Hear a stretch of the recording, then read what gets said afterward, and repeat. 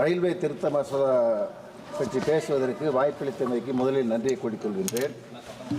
ஏற்கனவே இந்த அவையில் விமான சட்ட திருத்தம் கொண்டு வந்தீர்கள், குற்றவியல் சட்டம் கொண்டு வந்தீர்கள். அதனுடைய பெயர் மாற்றம் சமஸ்கிருதத்தில் இருந்தது. ஏர்கிராஃப்ட் ஆக்டில் பாரதிய பாக்கியா வித்யாகா, எனக்கு பேரே சொல்ல தெரியல, சமஸ்கிருத பேர். இதில் கிரிமினல் ஆக்டில் பாரதிய நியாகா சந்திக்கிட்டா சமஸ்கிருத பேர் வச்சுங்க. ஆனால் ரயில்வே சமஸ்கிருதமாக மாற்றாமல் ரயில்வே திருத்த சட்டம் கொண்டு வந்ததுக்கு முதல்ல அமைச்சருக்கு நான் நன்றி சொல்லிக்கிறேன். இந்த திருத்த மசோதாவினுடைய நோக்கத்தை அமைச்சர் பேசும்போது அழகாக சொன்னீங்க. பழைய சட்டங்களை வச்சுக்கிட்டு நாங்கள் நடைமுறைப்படுத்துவது சிக்கல். அந்த 2 சட்டத்தையும் மெர்ஜ் பண்ணால் புதிய சட்டம் கொண்டு வந்தால் ரயில்வே துறையை நிர்வகிப்பது சிரமமான கொஞ்சம் நல்ல நிலையில் இருக்கின்ற செய்தியை மாண்புமிகு அமைச்சர் பேசும்போது சொன்னார். நீங்கள் ஜோனல் வைஸாக பொறுப்பாளரை நியமிக்கும் போது அந்த மொழி தெரிந்த நபர்களை நியமித்தால் பயணிகளுக்கு சாதகமாக இருக்கும். இப்போ தமிழ்நாட்டில் ஜோனல் வைஸாக ஒரு பொறுப்பாளர் போடுறீங்க, ஜிஎம்ஓ டெப்டி ஜிஎம்ஓ, அவங்களுக்கு தமிழ் மொழி தெரிவதில்லை. ஆனால் பயணிகள் போய் வாக்குறுதிகளோ பிரச்சனைகள் பேசும்போது அவர்கள் மொழி தெரியாததனால் மொழி தெரிந்த நபர்களை, அனுபவமுள்ள நபர்களை அங்கு நியமித்தால் அந்த பகுதிக்கு நலமாக இருக்கும் என்பது என்னுடைய தலைமையான வேண்டுகோள்.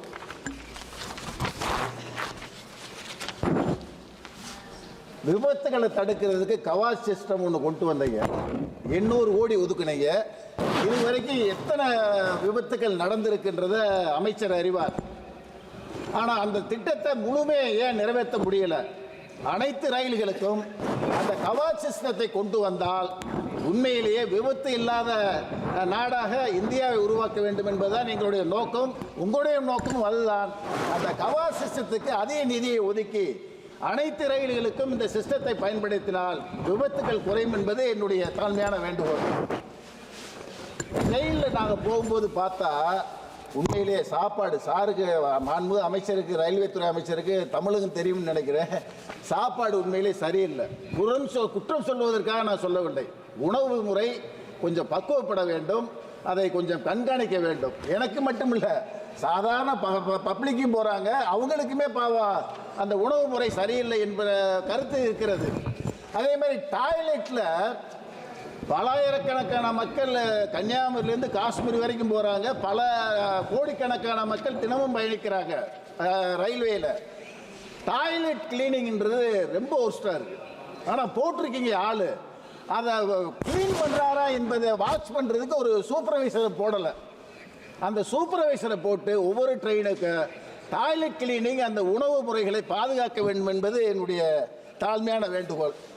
அப்புறம் நீங்கள் இந்த சிஏஜி அறிக்கையில் ரயில்வே தண்டவாளங்கள் 20% தண்டவாளங்கள் மோசமாக இருக்கிற செய்தியை சிஏஜி அறிக்கை சொல்லியிருக்கு.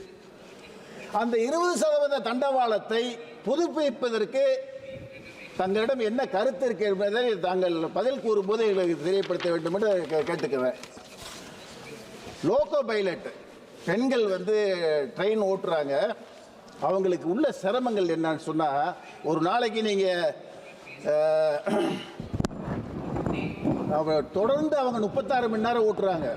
நாங்கள் சொல்கிறது பெண்களுக்கு டெய்லி 8 மணி நேரம் ஓட்ட வைங்க.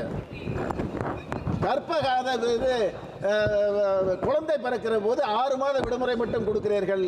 தமிழ்நாட்டில் இருப்பதை போல, தமிழ்நாடு முதல்வர் அரசு ஊழியர்களுக்கு கொடுத்த சலுகை போல ஓராண்டு பெண்களுக்கு மகப்பேறு விடுப்பு கொடுக்க வேண்டும் என்பது எங்களுடைய நோக்கம்.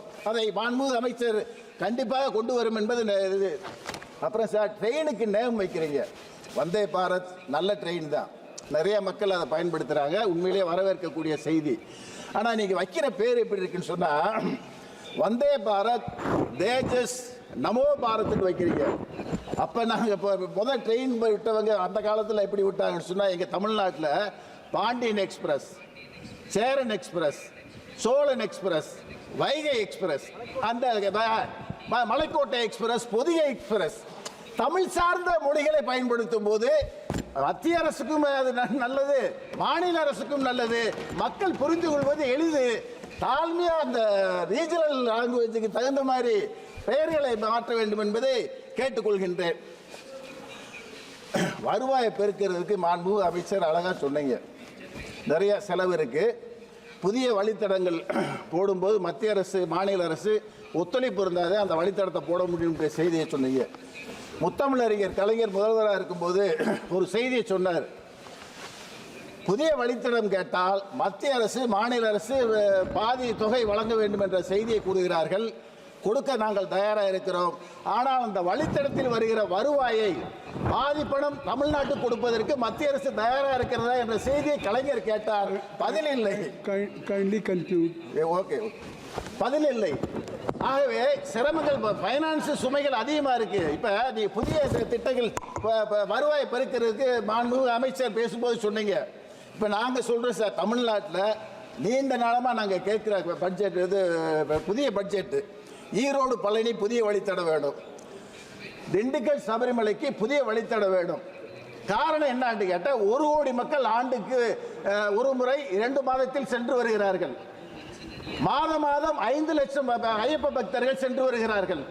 நாங்கள் கேட்பது திண்டுக்கல் சபரிமலைக்கு தொடர்ந்து நீங்க ரயில் பாதை கொடுக்காவிட்டாலும் கொடைக்கானல் ரோடு டு தேனிக்கு 48 கிலோமீட்டர் புதிய வழித்தடம் கொடுத்தால் இந்தியா முழுமைக்கும் இருக்கிற ஐயப்ப பக்தர்கள் தேனிக்கு வருவார்கள். தேனியிலிருந்து 50 கிலோமீட்டரில் ஐயப்பன் கோயில் இருக்கிறது. பை ரோடு சென்று ஐயப்பனை வழிபடுவதற்கு வாய்ப்பு இருக்கு. மாண்புமிகு அமைச்சர் தயவு செஞ்சு இது பண்ணணும். அப்புறம் திண்டிவனம் திருவண்ணாமலைக்கு புதிய வழித்தடம், அப்புறம் வந்து இப்ப பெரம்பலூர் புதிய வழித்தடம், இதெல்லாம் பெண்டிங்கில் இருக்கு. தேங்க்யூ. புதிய வழித்தடம் வேண்டும். ஆகவே மாண்புமிகு அமைச்சர் தமிழ் தெரிந்தவர், தமிழ்நாட்டை புரிந்தவர். இந்த திட்டங்களுக்கு அதிக நிதியை கொடுத்து திண்டுக்கல் சபரிமலைக்கு முக்கியத்துவம் கொடுத்து புதிய வழித்தடம் அமைக்க வேண்டும் என கேட்டு அமைகிறேன். வணக்கம்.